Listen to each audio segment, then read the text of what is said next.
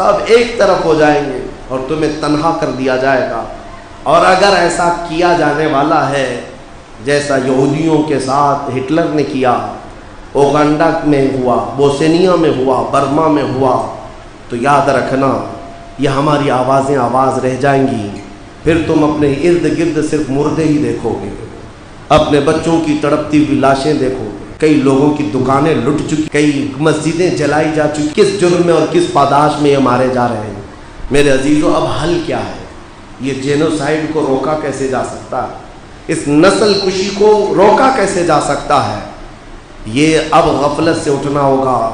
تم سالوں سے سوتے آ رہے ہو، سالوں سے سو رہے ہو، اور ایک قوم پلاننگ پہ پلاننگ کر رہی ہے، منصوبے پہ منصوبے تمہیں ختم کرنے کی، اور تم چادر تانے سوئے ہو۔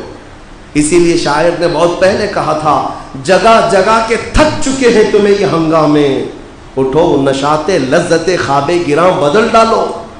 غلط روی سے منازل کا بعد بڑھتا ہے، مسافروں رویش کارواں بدل ڈالو۔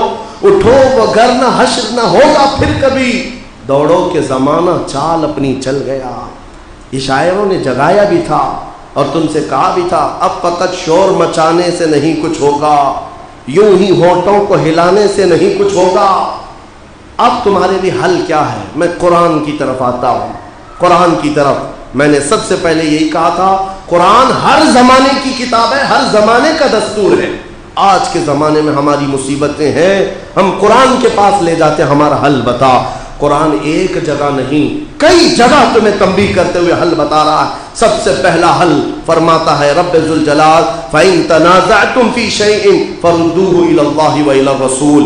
آج اگر تمہیں کسی بات میں الجھن ہے، آ جاؤ اللہ کی طرف اور اس کے رسول کی طرف۔ ایک بات ہو گئی۔ دوسری بات رب تعالیٰ فرماتا ہے وَاعْتَصِمُوا بِحَبْلِ اللَّهِ جَمِيعًا وَلَا تَفَرَّقُوا۔ اللہ کی رسی کو مضبوطی سے تھام لو اور فرقوں میں مت بٹو، جماعتوں میں مت بٹو، اپنے آپس میں اختلافات کی آگ کو مت بھڑکاؤ۔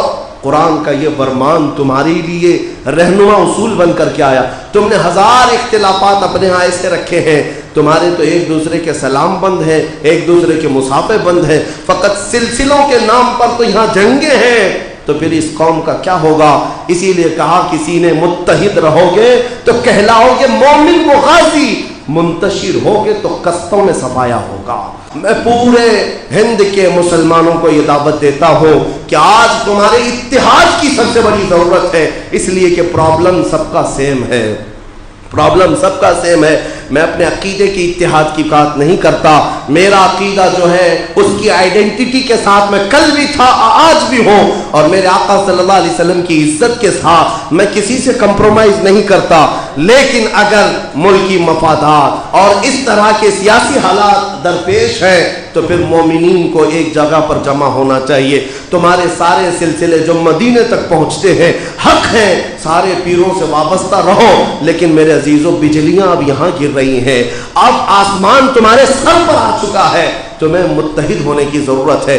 اپنے یہ اختلافات ہٹاؤ۔ چھوٹے ایک محلے میں 4 جماعتیں ہیں جن کا آپس میں میل ملاپ نہیں، سلام کلام نہیں ہے، اور تمہارے اوپر دشمن پورے جو کروڑوں کو ماننے والے ایک جگہ جمع ہو رہے ہیں اور قتل عام کے منصوبے ہوتے ہیں۔ میں تمہارے اتحاد کی دعوت دیتا ہوں، یونٹی برقرار رکھو، پھر دیکھنا رب ذوالجلال کی مدد بھی آئے گی۔ یہ ایک چیز نہیں، قرآن نے اور حل بتائے۔ تمہارے ہاتھوں میں آج قرآن اٹھا کر دیکھ لینا، کوئی پیج کھول لو، ایک بار قرآن کھولو اور تم انگلی رکھو، تم اپنے آپ سے پوچھو کیا قرآن مجھے سمجھ میں آ رہا ہے؟ کیا قرآن مجھے سمجھ میں آ رہا ہے؟ حد تو یہ ہے 90% ایسے لوگ ہیں سمجھ میں آنا تو دور کی بات، ان کو تلاوت صحیح سے نہیں آ رہی ہے، پڑھنا صحیح سے نہیں آ رہا ہے۔ پھر تم اپنا فون اٹھاؤ، آئی فون ہے تمہارے پاس، بڑے بڑے فون ہیں، اٹھاؤ، واٹس ایپ بھی سمجھ میں آ رہا ہے، فیس بک بھی سمجھ میں آ رہا ہے، انسٹا بھی سمجھ میں آ رہا ہے۔ ارے نہیں پڑھا تھا اسکول میں لیکن پورا موبائل چلانا سمجھ میں آتا ہے۔ تو نے اس قدر حساسیت کے ساتھ دنیا کو استعمال کرنا سیکھ لیا، تیرے مولا کے جو میسج تجھے آئے تھے وہ پڑھنا تک نہیں آیا، تو پھر اس کی سزا ہوگی، اس کی سزا ہوگی۔ میں نے ایک بڑے مفکر اور مفسر سے سنا، یہودیوں کو جو سزا دی گئی تھی اس کی وجہ کیا ہے؟ مولا نے فرمایا خذ الکتاب بقوہ، کتاب کو مضبوطی سے پکڑو، خذوا ما آتیناکم بقوہ، ہم نے جو تمہیں دیا ہے مضبوطی سے پکڑو، اور اگر کتاب کو مضبوطی سے نہیں پکڑو گے تو پھر تم کو قوم و ظالموں کے حوالے کر دیا جائے گا، انجام کے لیے تم خود تیار ہو، اس کی سزا بھی ہمیں ملے گی۔ تم نے قرآن کو جو اپنے پیچھے ڈال رکھا ہے، قرآن سننے کی بھی توفیق نہیں ہوتی، اس کی سزا تو ملے گی۔ اللہ رب العزت کا اعلان ہے تم کتاب کو مضبوطی سے پکڑ لو۔ پکڑنے کا مطلب یہ پڑھو، سمجھو، اس کے مطابق زندگی گزارو، تو پھر دیکھو مولا کی مدد تمہارے ساتھ ہے۔ اعلان فرمایا کان حقا علینا نصر المؤمنین، ہم نے اپنے اوپر لازم کر لیا ہے کہ ایمان والوں کی مدد کریں گے، ایمان والوں کی مدد کریں گے۔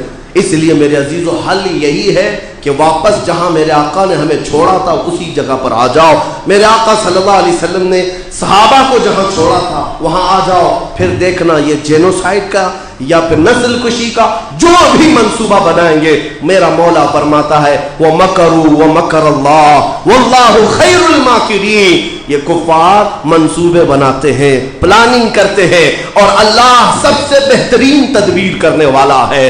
کس کے مکر کو، کس کے پلان کو اسی کے جال میں پھنسانا، یہ مولا تبارک و تعالیٰ بہتر طریقے سے فرماتا ہے۔ یعنی ان لوگوں کو انہی چالوں میں، انہی جالوں میں عذاب کے شکنجے میں پھنسا دیا جاتا ہے۔ اے نوجوانوں، اگر آج بھی تم باز نہیں آئے اور اب بھی اگر تم عیاشی کو ہی پسند کرتے ہو تو پھر ہمارا تمہارا کیا تعلق ہے؟